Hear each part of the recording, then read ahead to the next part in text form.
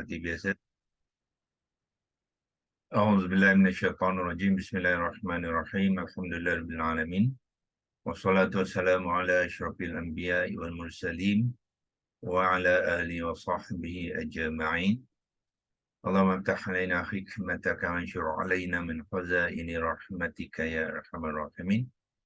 Ya Fattahu ya Alim iftah qulubana futuhal arifin wa razuqna faman nabiyyin wa ilhamal malaikatil muqarrabin. اللهم نوّر بكتابك أبصارنا واشرح به صدورنا واستعمل به أبداننا واطلق به ألسنتنا وقوي به أجناننا واسرع به أفهامنا وقوي به عزامنا بحولك وقوتك فإنه لا حول ولا قوة إلا بك يا أرحم الراحمين. رب اشرح لي صدري ويسر لي أمري واحلل عقدة من لساني يفقهوا Qauli amma ba'd. Sekali lagi kita mulakan dengan mengucapkan kesyukuran kepada Allah SWT, ya, kerana telah banyak sangat limpahan kurnia dan nikmat yang diberikan kepada kita. Jadi memanglah sepatutnya kita sebagai hamba yang menerima limpahan kurnia itu mengucapkan kesyukuran, dan yang paling penting ialah ucapan itu mestilah diikuti dengan perlakuan, ya, yang kita tunjukkan, ya, dalam bentuk amalan, ya, perlakuan dalam bentuk amalan yang kita tunjukkan kepada Allah SWT, yang kita betul-betul mensyukuri Allah, yang nikmat Allah tu kita tunjukkan dalam bentuk amalan kita, ya. Kerana biasanya dalam Islam ni bila mengatakan sesuatu tu dia ada 3 komponen, ya. Yang pertamanya dari aspek hati.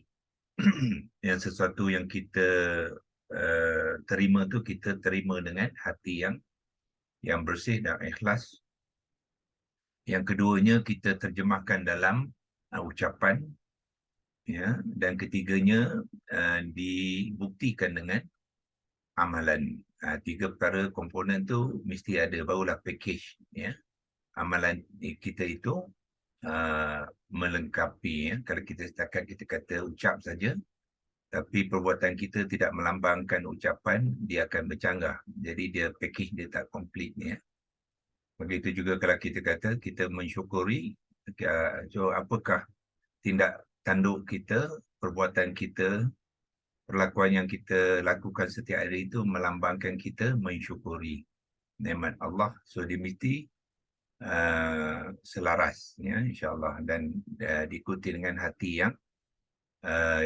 yang sebulat hati. Kita percayai apa saja yang Allah kurniakan kepada kita, nikmat itu adalah untuk kebaikan kita, ya, bukannya untuk kebaikan Allah. Sebab Allah tu maha kaya, maha berkemampuan, dia tidak memerlukan apa-apa, ya, bantuan daripada makhluk, ya. So apa yang Allah arahkan untuk kita lakukan tu adalah untuk kebaikan, ya, sebenarnya kebaikan kita, dan dia juga merupakan rahmah daripada Allah. Okey, kita teruskan perkongsian kita sekali lagi dengan berkongsikan skrin seperti biasa. Dan kita akan mulakan seperti biasa dengan berkongsikan ayat ke-8 surah Al-Baqarah dengan menggunakan app Al-Quran Tafsir dan Perkata yang tuan-tuan lihat ni warna hijau ni, ya.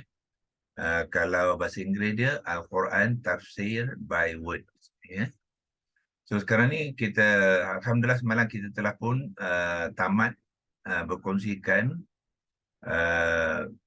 maklumat-maklumat, ya, mengenai kalimah pertama wamina, kemudian kalimah yang kedua an-nasi. So waminan nasi ni adalah kita telah terjemahkan semalam dalam dengan terjemahan dan di antara manusia, ya. Dan di antara manusia ni, dan Allah sambung apakah cerita tentang waminan nasi ni, ya? Apakah Allah nak sampaikan kepada kita ni?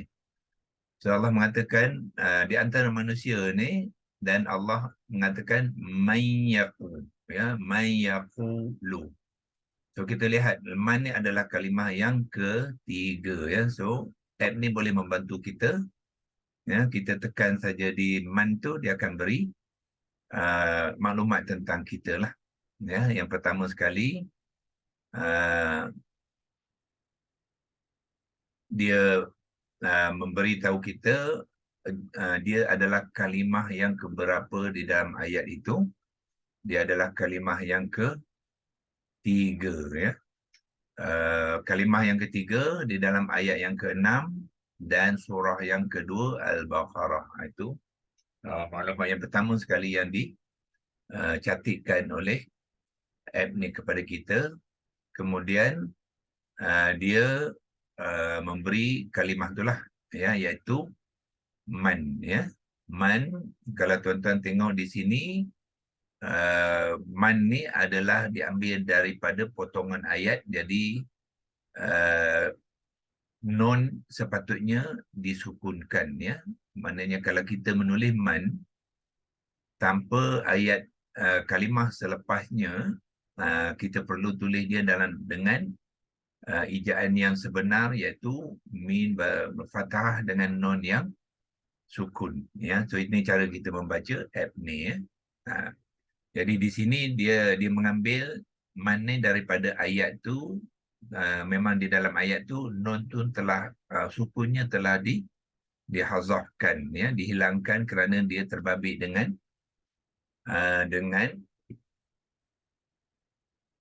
idgham tajwid ya. Bahagian tajwid iaitu idgham ma'al ghunnah ya. So kalau kita nak tengok tu di mana, kita boleh tekan di sini, klik untuk selanjutnya tu ya. Kita kalau klik kat sini, kena exit dulu dan klik ya. Dia akan sertakan ayatnya tadi, ayat yang sama, iaitu kita akan lihat man yaqulu ya. Man dengan yaku tu non yang sukun bertemu dengan ya. Jadi apabila non sukun bertemu dengan ya, dia membabitkan hukum idgham ma'al ghunnah. Jadi non ni telah dimasukkan ke dalam ya. Jadi bermakna non telah digugurkan di dalam bacaan ya. So macam mana kita untuk menandakan non telah disukunkan, non telah dimasukkan dalam ya. So tanda sukunnya digugurkan ya. Jadi bermakna yang non tu makhrajnya tidak disebutkan. Itu maksudnya digugurkan ya. Idgham ma'al ghunnah bermakna apa? Memasukkan dengan dengung. Itu maknanya. Idgham adalah maknanya memasukkan ma'a beserta ghunnah dengung ya. So dari aspek istilah dia, apabila memasukkan, apa yang dimasukkan ialah makhraj dan sifat nun ni ya, dimasukkan ke dalam ya. So mana hilanglah nun tu, melainkan sifat ghunnahnya saja ya. Sebab nun sukun dia ada sifat ghunnah khayshum dipanggil ya. Dia membabitkan pergerakan ataupun tekanan suara dan udara tu melalui rongga hidung ya. Khayshum tu ialah bahagian rongga hidung. Jadi tekanan suara dan udara tu semasa kita membunyikan nun tu, dia akan naik ke atas melalui rongga hidung dan akan mengeluarkan sifat dengung, iaitu sifat ghunnah. So sifat itulah yang dikekalkan ya. Sifat-sifat lain kepada nun tu digugurkan, dihazafkan, dimasukkan ke dalam ya, dia akan hilang ya. Sifat dia lain ialah sifat berlawanan kepada nun sukun tu. Dia ada 5 sifat berlawanan tu, semua dimasukkan, maka dia tidak disebutkan lagi. Yang hanya tinggal ialah sifat ghunnah khayshum dia, dengung khayshum. Itu saja yang dibaca sepanjang 2 harakat. Sebab itulah nun tu digugurkan tanda sukunnya ya. So kita balik kepada man tadi. Itulah. Tetapi kalau kita sendiri yang menulis, kita akan tuliskan sukun sebab tidak ada yaqulu.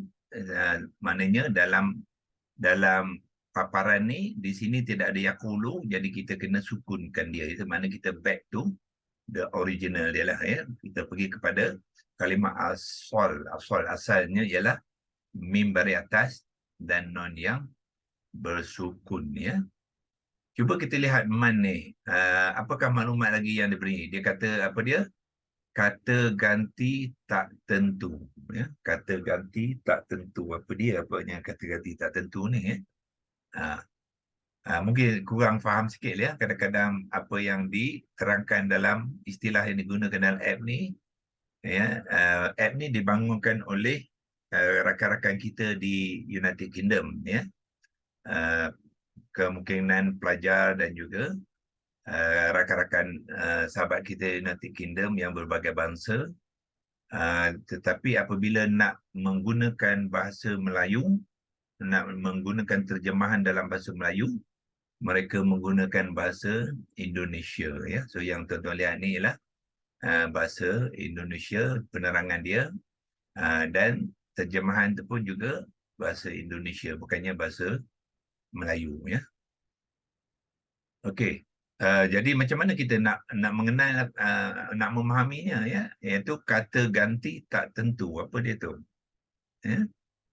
Kata ganti tak tentu, particle of apa? Uncertainty ke?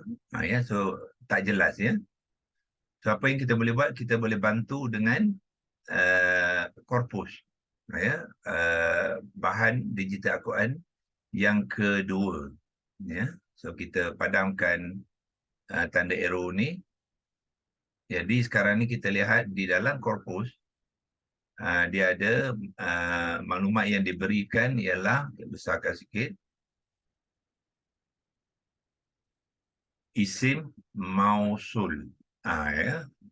Kita semua pun, yang mana yang tuan-tuan dan puan-puan yang mengikuti kelas pengenalan dan kelas intensif bahasa Arab kita, bahasa Al-Quran, ya, sudah pun mempelajari semua jenis kata nama, iaitu isim. Salah satu daripadanya kita sudah mengenal ialah isim mausul, ya. Isim mausul bahasa Inggeris dia ialah relative pronoun.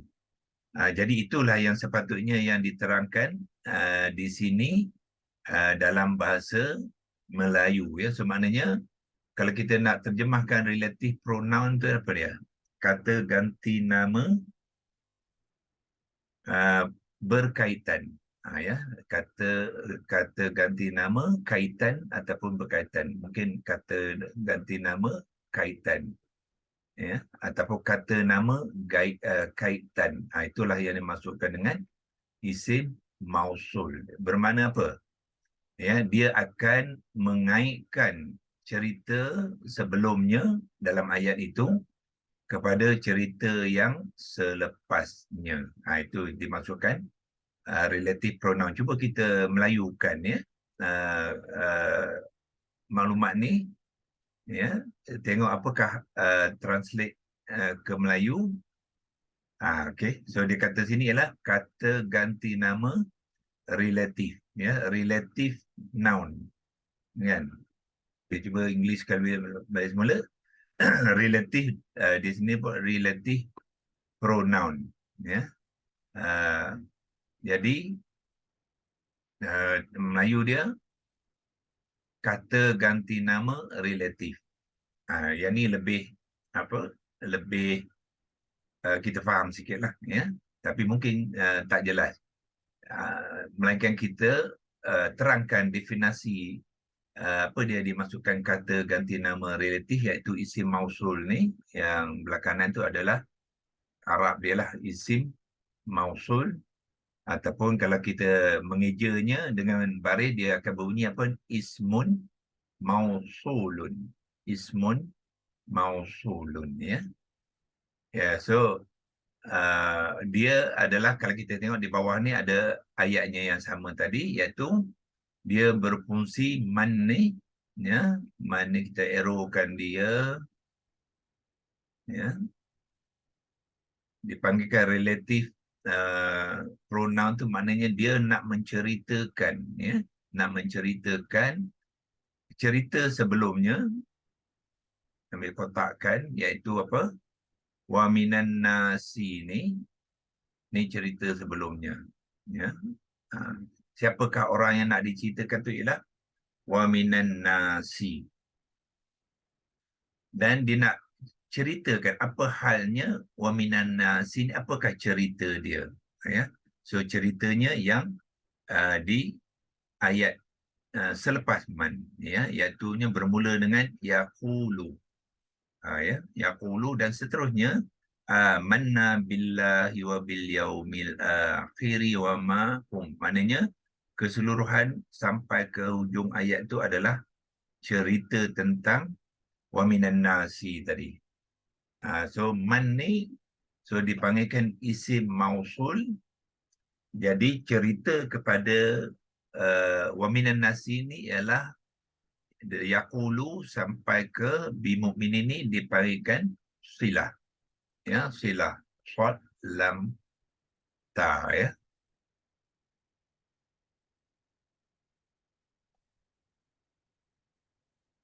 Okey, so kalau kita nak nak bagi penerangan di sini, kita boleh bantukan, ya. Kita boleh bantukan dengan menggunakan leksi logos, ya.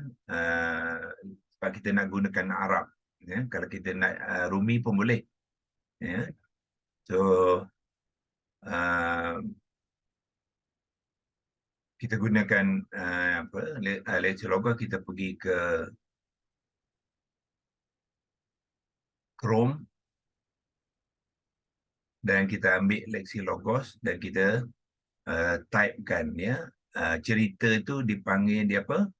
Silah. Shad, lam dan ta marbutah. Ya, silatun. Silatun bermakna sambungan, ya, cerita sambungan. Daripada perkataan sambungan, dia bermaksudkan cerita kepada kumpulan yang nak diceritakan tu. Ya, so kita boleh bracketkan dia.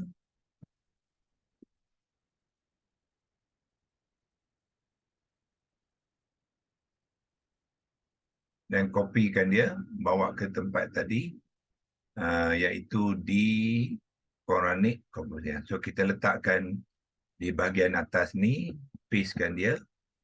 Kita kena tag, ya. Kita masukkan tag, kita ambilkan teks dan kita masukkan sinilah di atas ni.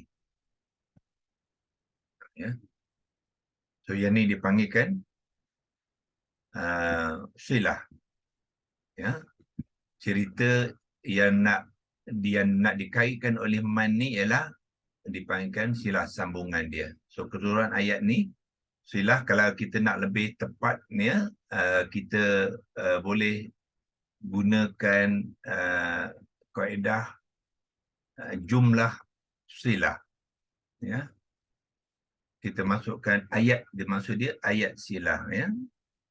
So jumlah ialah jim, mim, lam, ta. Kalau kita faham silah tu sebenarnya sudah mencukup, ya. Tetapi kalau kita nak lebih tepat lagi, kita gunakan jumlah sebab dia sudah menjadi satu ayat, ya. So kita gunakan jumlah silah dan kita masukkan tempat yang sama tadi, kita edit dia, ya, di sini tadi, ya. So kita masukkan sebagai jumlah silah. Itu dia. Okey. Doktor, maaf doktor. Yang wa minan nas tu sebagai apa dia? Okey, so kalaulah yang ni silah, yang ni agaknya apa? Yang disambungkan ke atasnya, itu bahasa Melayu dia. So kalau dan yang disambungkan ke atasnya tu, kita dalam bahasa Arab apa? Macam kita belajar waw antifah kan, dia ada maktuf kan, ya. Maktuf tambahan. So yang ditambahkan tu kita panggil apa? Maktuf alaihi. Ya. Alaihi itu makna ke atasnya lah. Jadi yang ni jadi apa? Silah alaihi. Ya. Itu senang je Arab ni sebenarnya bila kita faham konsep dia, ya. Okay, so kita pergi ke leksi logos dan kita masukkan definisi kepada yang wa minan nasi itu, dia menjadi tambah je alaihi ke atas depan dia. Ain, lam, ya, ha. Ha tu. Ya. Sila alaihi. Jadi silatun alaihi, ya, yang silatun maknanya yang disambung tadi. So yang disambung ke atasnya. So maknanya dia ni jadi apa? Menjadi objek kepada silah tu yang disambung ke atasnya. So kita balik ke tempat tadi dan kita type wa minan nasi tu, labelkan dia teks dalam bentuk teks yang sama macam tadi. Dia adalah ya, silah alaihi, ya.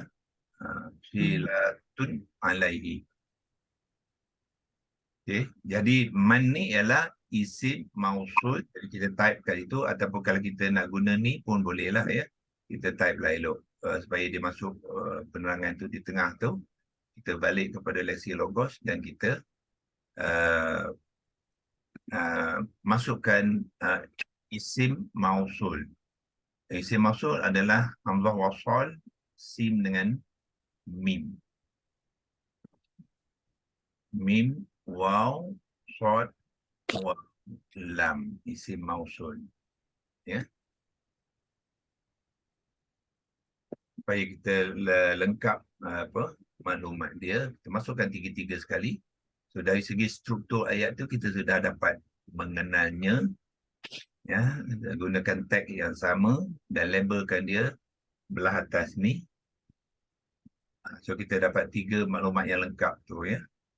Ya, semaknanya keseluruhan ayat ni adalah struktur dia ada 3 komponen. Pertama ada silah alaihi, kemudian diikuti dengan isim mausul, dan selepasnya adalah jumlah silah. Ya, so lengkap dia punya struktur dia tu. Ya, lepas tu barulah kita pergi kepada kalimah-kalimah. Setiap kalimah di dalam tu dengan lebih secara terperinci. Apakah kalimah-kalimah yang terlibatnya. Untuk dalam silah alaihi ni, komponen ni kita sudah bahaskan dia, ya. Wa minani, wa adalah wa istinafiyah, mina adalah harfun jar, an-nasi adalah isim yang ma'rifah, lazim, majrur, ya, dan sebagainya lah. Itu kita ada. Lepas ni kita akan mengupaskan yaqulu, ya. So sebelum tu kita kena faham struktur dia lah, structure, ya. So kalau Doktor, ini Doktor, okey, nak tanya, setiap isim mausul tu mesti ada jumlah silah dia ke? kuat sikit. Untuk isim mausul, dia kena mesti ada jumlah silah ke? Jumlah silah. Sepatutnya lah, sebab dia nak menyambung kan, ya. Bila dia nak menyambung mesti ada silah dia. Memang kena Memang ada. itu gunanya isim mausul tu. Dia nak menceritakan, ya, menceritakan apa ni, mereka yang mereka ni apa dia buat. Itu dia. Mesti ada benda yang diceritakan tu. Okey, terima kasih. Okey, kita simpan dulu yang ni. Simpan dulu ni, masukkan print screen, ya. Untuk menjawab soalan tu, mungkin saya boleh kongsikan dalam Baqarah tu ayat ketiga tu, itulah isim mausul yang pertama di dalam Al-Baqarah. Sebelum tu isim mausul berada di Al-Fatihah lah, ya. Konsep isim mausul, kalau tuan-tuan tak berapa jelas, mungkin saya akan kongsikan supaya kita faham apa yang dimaksudkan isim mausul. So kita keluar daripada sini, clearkan drawing ni dulu, ya. Kita pergi ke nak tanya sikit Ustaz. Teman tu isim memanglah. Oh, bukan. Aku bukan huruf ni. Dia bukan huruf, dia kata ismun. 3 kumpulan kalimah Quran, dia 3 kan? Ismun, fa'ilun, harfun. So dia bukan harfun. Dia adalah ismun. Kumpulan kata nama, ya. Okey, isim mausul kalau kita nak mengenal, ini man adalah salah satu daripada isim mausul ya. Isim mausul yang lain yang biasa kita jumpa dalam Al-Quran ni ialah apa? Allazina. Ya, dalam ayat ke-6 ya. Ayat ke-6 ni ada kalimah allazina. Allazina pun isim mausul. Ya, ni pun isim mausul lah. Ayat 7. Bermakna apa? Yang ya, yang dalam bentuk jamak bila ada nun ni ya, dia adalah menunjukkan jamak ya. Ya, bermakna apa? Dia nak merelatekan ataupun nak menerangkan cerita kepada apa? Kepada sirata ni. Sirata ni ialah kalau kita arrowkan dia ya, yang ni lah apa yang tadi silah alaihi lah, yang nak diceritakan tu ke atasnya tu ialah sirata. So allazina mengaitkan dia dengan cerita selepasnya ya. So cerita selepasnya dalam konteks Fatihah ni ialah keseluruhan daripada an'amta alaihim hingga kalah ad-dallin tu. Okay, kita ambil kotak semula. So bermakna inilah yang silah tu. Sambungan tu nak menceritakan tentang sirata ni ya. Sirata ni bermakna dia ada cerita dia. Apa cerita dia? Apa hal dengan jalan ni? Itu jalan tu Allah nak katakan ialah jalan-jalan yang an'amta alaihim. Itu jalan yang pertama. Jalan yang engkau telah berikan nikmat ke atas mereka. Itu jalan yang pertama. Ada 3 jalan yang nak diceritakan dalam ni. Dan jalan yang kedua ialah ghairil maghdubi alaihim. Ini jalan yang kedua daripada sirata. Maknanya Allah kata bukannya jalan orang-orang yang dimurkai ke atas mereka. Dan disambung dengan jalan ketiga ya, jalan kumpulan orang mana? Kumpulan waladhdallin, iaitu orang-orang yang sesat. So bermakna Allah nak kata dan bukannya la ni maksudnya dan tidaklah juga ya, dan tidaklah juga jalan orang-orang yang sesat. Jadi jalan tu datang daripada mana? Daripada sinilah sirata ni. Ya, dia masuk dalam komponen an'amta alaihim, dia juga masuk dalam komponen ghairil maghdubi alaihim, dia masuk juga dalam komponen waladhdallin ni ya. Jadi itulah. Jadi Allah kata kalau nak cari jalan mana kena cari? Cari yang pertama ni. An'amta alaihim. Tetapi jangan ambil jalan orang kedua ni, iaitu apa? Ghairil maghdubi alaihim, dan bukannya jalan orang yang dimurkai. Ya. Dan ada satu lagi jalan yang jangan ikut, iaitu jalan apa? Ad-dallin, orang-orang yang sesat. So keseluruhan ni lah dipanggilkan jumlah silah ya. Kalau kita sebut silah pun sudah mencukupi, tapi kalau nak lebih kemas sebab dia sudah menjadi bentuk ayat, sebab silah kadang-kadangnya satu kalimah sahaja ya. Tapi dalam konteks ini dia nak menceritakan tentang sirata dalam konteks satu ayat yang penuh, kita panggil dia jumlah silah sirata tu silah. Assalamualaikum Doktor. Ya. Assalamualaikum Doktor. Apa ni silah jumlah tu adakah sama dengan Jumlah silah. sama dengan subjek ke? Bukan. Lain.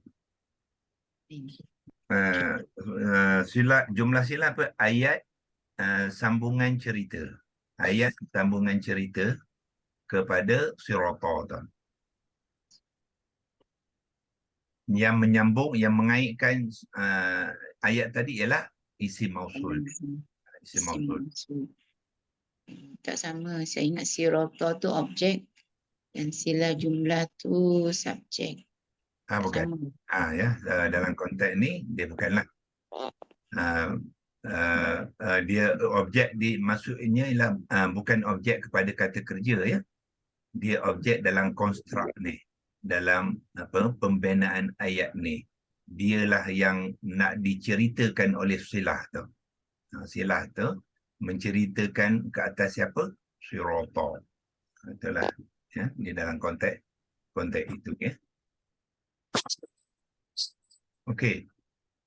Sudah 46, kita akan sambung. Tapi sebelum tu saya tadi kata nak tunjuk dalam Al-Baqarah pun sama juga ya. Al-Baqarah, kita pergi ke Al-Baqarah juga terdapat isim mausul di dalam ayat yang ketiga ya. Ayat yang ketiga iaitu allazina.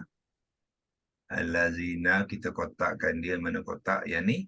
Ni isim mausul dia lah. Iaitu orang-orang yang. So apakah ceritanya, halnya orang yang ni dia nak mengaitkan siapa, apa dengan apa. So dia nak menceritakan tentang apa? Al-Muttaqin ni.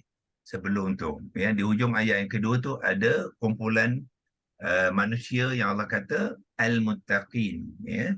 Al-Muttaqin ni siapakah dia? Itulah yang diceritakan oleh Al-Lazina ni. So Al-Lazina mengaitkan Al-Muttaqin dalam bentuk juga jumlah silah. Jadi apa hal Muttaqin ni? Jadi Allah kata mereka ini ialah siapa? Yu'minuna bil ghaibi. Itulah cerita tentang Muttaqin dah. Lepas tu mereka juga melakukan apa? Wa yuqimuna sholata. Ada 3 perkara yang orang muttaqin ni perlu lakukan ya, untuk mencapai tahap al-muttaqin di dalam ayat ketiga ya. Ya, dan yang akhirnya dia juga kena buat apa? Wa mimma razaqnahum yunfiqun. Sebagaimana dalam Al-Fatihah tadi, ayat ke-7 tu dia ada 3 komponen dalam silah, jumlah silah tu. Di sini pun ada 3 komponen. Ya, dia sentiasa beriman dengan perkara yang ghaib. Dia juga mendirikan sembahyang dan dia juga menginfakkan apa-apa yang telah kami kurniakan kepada mereka. Ya, itu 3. Tapi sebenarnya itu tak habis lagi ya. Jadi Allah sambung lagi dengan isim mausul yang kedua di sini. So maknanya untuk menjadi orang-orang muttaqin ada tambahannya ya. So itu ditambahkan ayat yang keempat, iaitu yu'minuna bima unzila ilaika. Ini satu komponen lagi yang ditambah, yang keempat lah. Sebab ini yang ketiga, ini yang keempat. Ini dia apa, waw ni dipanggil waw antifah sebab dia nak menyambung dan menyelaras ya, dan digunakan isim mausul untuk menyambung lagi cerita tu ya. Dan apa lagi dia kena buat? Dia kena juga bukan saja beriman dengan apa yang turun kepada engkau iaitu nabi kita, dia juga kena beriman dengan apa yang diturunkan sebelum nabi, wa ma unzila min qablik. Dan akhirnya dia ada komponen yang ketiga dalam ayat keempat ya, wabil akhiratihum yuqinun. Dia pun kena yakin dengan hari akhirat tanpa ragu-ragu. Inilah jumlah silah yang kedua. Jumlah silah yang pertama dalam ayat ketiga, jumlah silah yang kedua dalam ayat yang keempat ya. So dengan lengkapnya komponen yang 4, yang 6 ni, jadi Allah conclude lah ya. Jadi mereka ni Allah kata ulaika ala hudam mir rabbihim. Jadi mereka inilah yang mendapat petunjuk daripada Tuhan mereka iaitu Allah, dan akhirnya wa ulaika humul muflihun. Dan mereka itulah orang-orang yang berjaya. Ya, itu lebih kurang kita nak melihat konteks ya ayat surah Al-Baqarah daripada ayat 1 hingga ayat ke-5 ni dalam konteks memfokus kepada cerita kepada al-muttaqin ya. Al-muttaqin adalah orang yang mendapat huda ya, kerana kitab tu adalah huda. Dia kata ini hudal lil muttaqin, adalah petunjuk kepada orang muttaqin ya. Jadi siapakah orang muttaqin tu diceritakan ayat 3 ke 4, dan Allah confirmkan sekali lagi itu lah mereka yang mendapat petunjuk ya daripada Al-Quran tu melalui kitab Al-Quran. Itu menunjukkan Al-Quran ni perlu kita fahami dia supaya dia menjadikan dia panduan huda kepada kita supaya kita sampai ke tahap apa yang dipanggilkan sebagai Al-Muttaqin ya. Okey, insyaAllah kita untuk hari ini kita berhenti di sini dulu kan. Kita akan sambung semula di hari Isnin minggu hadapan ya. Hari Isnin ialah 29, belum masuk lagi bulan 6 ya, masih lagi bulan Mei lah. 29 hari bulan ya. So untuk hari ini kita sudahi perkongsian kita seperti biasa. Wabillahi taufiq wal hidayah. Wassalamualaikum warahmatullahi wabarakatuh. Waalaikumsalam. Waalaikumsalam. Terima kasih, Doktor. Ya, Doktor.